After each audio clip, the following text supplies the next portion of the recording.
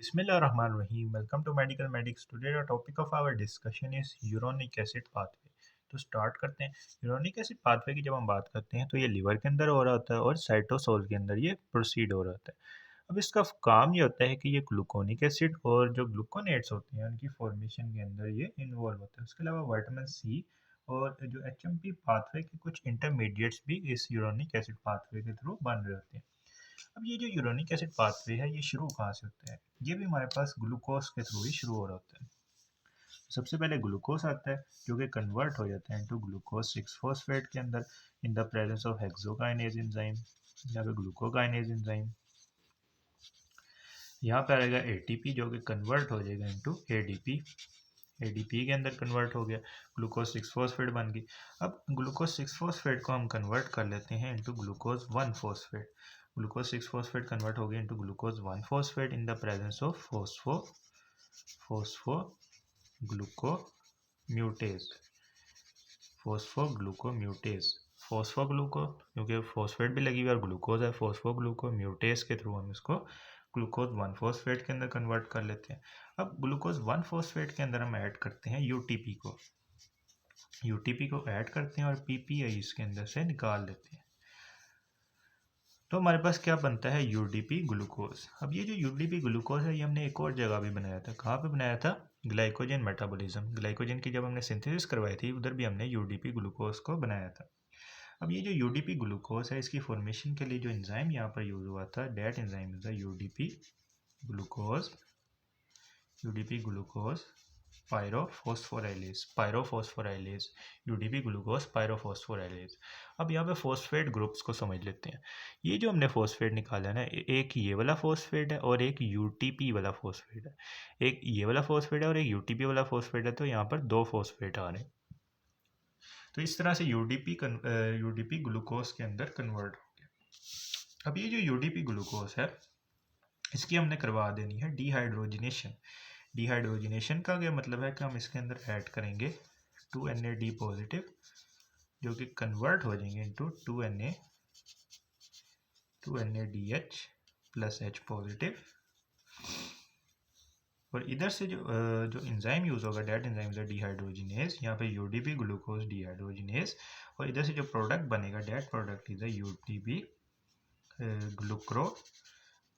ग्लूक्रोनेट. UDP glucuronate यहाँ पर बन जाएगा. अब इस यूडीपी ग्लूक्रोनेट से हम बनाएंगे डी ग्लूक्रोनेट.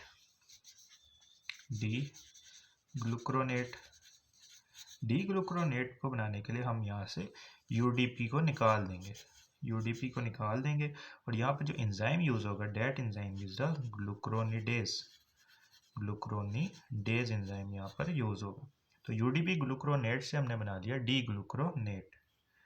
अब ये जो यूडीपी ग्लूक्रोनेट है ना, इससे हम कुछ और प्रोडक्ट्स की फॉर्मेशन भी करवा सकते हैं. कौन कौन से प्रोडक्ट्स बनवा सकते हैं? एक तो ये बनवा दी गई ग्लूक्रोनाइड्स. उसके अलावा ये गैग्स की फॉर्मेशन के अंदर भी इन्वॉल्व होता है. यानी ये यूडीपी ग्लूक्रोनेट गैग्स की फॉर्मेशन करवाता है. उसके अलावा जो प्रोटियोग्लाइकन्स होते हैं, प्रोटियोग्लाइकन्स की फॉर्मेशन के अंदर भी ये यूडीपी ग्लूक्रोनेट इन्वॉल्व होता है. तो यहाँ से हमने बना दिया डी ग्लूक्रोनेट. अब ये जो डी ग्लूक्रोनेट है इसके आगे दो पाथवेज होते हैं. कौन कौन से दो पाथवेज होते हैं? या तो ये ग्लूक्रोनाइड्स की फॉर्मेशन के अंदर इन्वॉल्व हो जाता है, ग्लूकोनाइड्स की फॉर्मेशन के अंदर इन्वॉल्व हो जाता है, या फिर ये कन्वर्ट हो जाता है इनटू एल ग्लूलोनेट के अंदर ये कन्वर्ट हो जाता है. या तो ये कन्वर्ट हो जाएगा ग्लूकोनाइड्स के अंदर या फिर ये कन्वर्ट हो जाएगा एल ग्लूलोनेट के अंदर. एल ग्लूलोनेट के अंदर कन्वर्जन के लिए यहाँ पे यूज होगा NADPH प्लस H पॉजिटिव जो कि कन्वर्ट हो जाएंगे इनटू NADP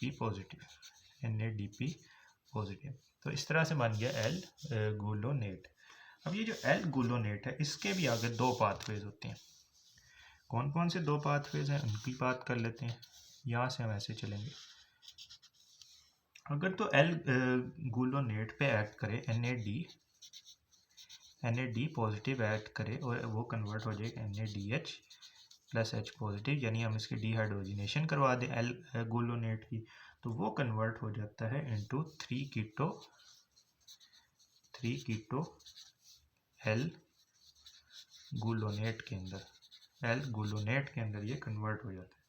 अब 3 कीटो एल गुलोनेट की अगर हम डी कार्बोक्सिलेशन करवा दें, यानी कार्बन डाइऑक्साइड को इसके अंदर से रिमूव करवा दें, तो वो कन्वर्ट हो जाता है इनटू एल ज़ाइलुलोज के अंदर, एल ज़ाइलुलोज के अंदर कन्वर्ट हो जाता है। अब एल ज़ाइलुलोज की अगर हम डिहाइड्रोजिनेशन करवा दें, तो वो कन्वर्ट हो जाता है इनटू ज़ाइलिटोल के अंदर, ज़ाइलिटोल के अंदर डिहाइड्रोजिनेशन के लिए हम यूज़ करेंगे ज़ाइलिटोल डिहाइड्रोजिनेज, और NADPH को यूज़ करेंगे, NADPH प्लस H पॉजिटिव यहाँ पर यूज़ करेंगे, जो कि कन्वर्ट हो जाएगा इनटू NADP पॉजिटिव के अंदर। तो एल ज़ाइलुलोज से हमने बनवा लिया ज़ाइलिटोल।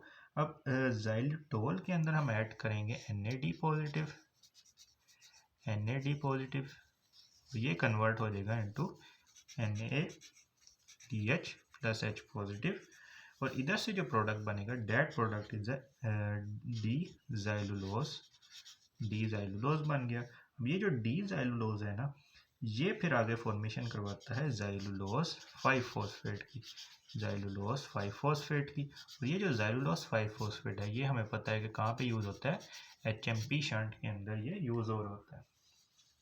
जब हमने HMP शंट की बात की थी, तो हमने उधर ये ज़ाइलुलोज 5-फॉस्फेट को यूज़ किया था। तो ये पहला पाथवे हो गया एल गुलोनेट का। एल गुलोनेट से सबसे पहले हमने NAD ऐड किया, जो कि कन्वर्ट हो गया 3 कीटो एल गुलोनेट के अंदर। फिर उधर से हमने इसकी डी कार्बोक्सिलेशन करवा दी, तो ये एल ज़ाइलुलोज के अंदर कन्वर्ट हो गया। फिर हमने इसकी दोबारा से डिहाइड्रोजनेशन करवाई, तो ये ज़ाइलिटोल के अंदर कन्वर्ट हो गया।